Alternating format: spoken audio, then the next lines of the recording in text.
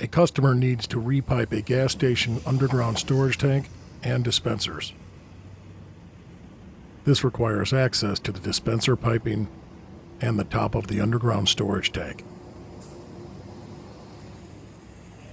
The existing dispenser piping and underground storage tank are located under a concrete pad. The dispenser piping and underground storage tank are surrounded by pea gravel fill from the surface to below the base of the tank.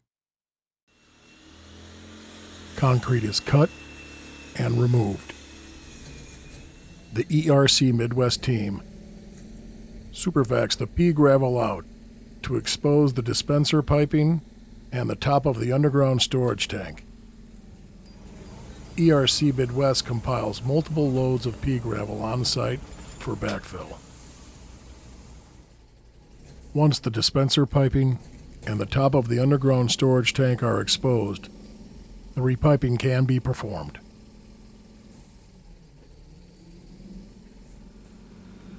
After the repiping work is completed, the excavated area is backfilled with the compiled pea gravel.